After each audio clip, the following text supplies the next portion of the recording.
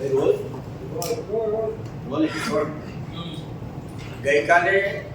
રાત્રે 12 વાગે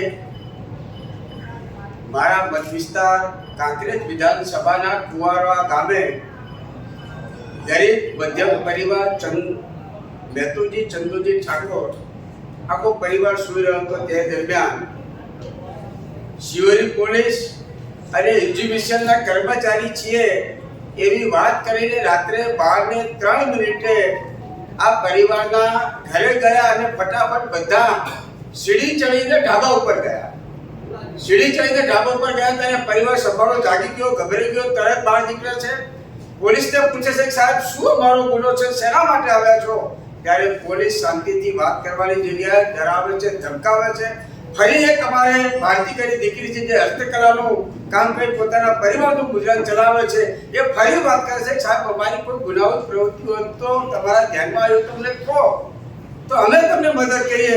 એ દીકરી સાથે ગેરવર્તણૂક કરી અને બીભત્સ વાત કરે છે. ત્યારે એ દીકરી એમ કહે છે કે માન્ય સાહેબ હું તમારું સન્માન કરું છું, પરંતુ જે રીતે 12 વાગે તમે અમારા ઘરમાં આવ્યા છો તમને કોઈ બી નથી પ્રવૃત્તિ કરતા કે અમે વીજ ચોરી કરતા પણ તમને કઈ મળ્યું નથી, આનો તમે કઈ જવાબ આપો નહીં તો હું લાઈવ વિડીયો કરીશ.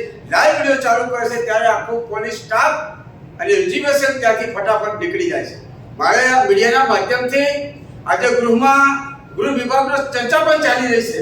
એ દરમિયાન મીડિયાના માધ્યમથી જિલ્લા પોલીસ વડા અક્ષયરાજ મકવાણાને પૂછવું છે કે શું તમારી પોલીસને બનાસકાંઠાની અંદર ચાલતી લાઈનો કન્ટેનર ભરીને દારૂ આવે છે એમાં પકડવાનો સમય નથી? મારા મત વિસ્તાર થરા અને શિરોની અંદર ખુલ્લે આમ દારૂ વેચાય છે એ તમારી જોડે માહિતી નથી?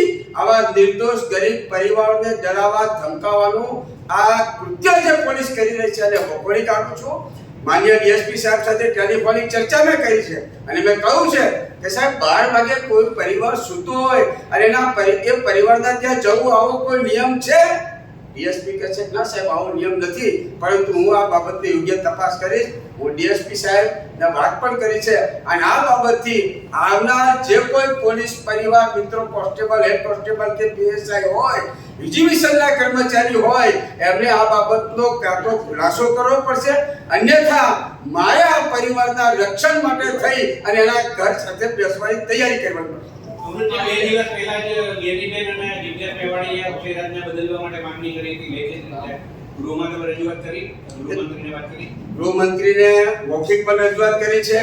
છેલ્લા કેટલાય સમયથી આપ જોતા હશો બનાસકાંઠાની અંદર રેતી ખનન બેફામ થઈ રહ્યું છે. 1200 થી 1500 ડમ્પરો રોયલ્ટી વગરના અમદાવાદ, સુરત કે બરોડા જઈ રહ્યા છે.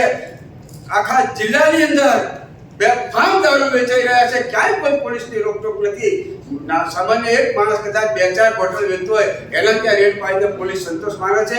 ગેરીબેનના, જિજ્ઞેશભાઈના લેટર જે લખ્યા છે લેટરના સાથે હું સહમતિ આપું છું કે આ ગુજરાતનું યુવા ધનને બરબાદ થતા જો અમારે અટકાવવું હોય તો એસપીની બદલી કરીને કોઈ મહિલા એસપીની નિમણૂક કરવામાં આવે એવી મારી પણ માંગણી છે. આજે ગ્રુપમાં પણ આ બધી બાબતોની ચર્ચા થઈ. નાવડાએ એવું કીધું કે વરઘોડા કાઢવામાં આવે છે, નાના ગુનેગારો છે તો એને મારવામાં આવે છે, એના સરઘસ કાઢવામાં આવે છે. ખરીદ ચોરી કરે એવા કોઈની સામે કાર્યવાહી નથી થતી. કેમિકલની ફેક્ટરીમાં ડ્રગ્સ પકડાય છે તો એવા કોઈના વરઘોડા નીકળતા નથી. ગૃહ વિભાગની કામગીરીને લઈને સવાલ છે. અમારા નેતાશ્રીએ એ બાબતે જે વાત કરી છે અને વાત સાચી પણ છે. વરઘોડા નીકળવા જોઈએ, લગડાતા ચાલવું જોઈએ, ગુનો કરે અને સજા મળવી પણ જોઈએ, પરંતુ નાના માણસોને આ સજા મળે છે. મોટા જે બુટલેગરો હોય એને સજા નથી મળતી, ભૂમાફિયાઓને સજા નથી મળતી, ક્યાંક ને ક્યાંક બીજી રીતે કોઈ સંડોયેલા હોય એને પણ સજા નથી મળતી. એટલે માન્ય નેતાશ્રીએ ગૃહમાં ચર્ચા કરી છે.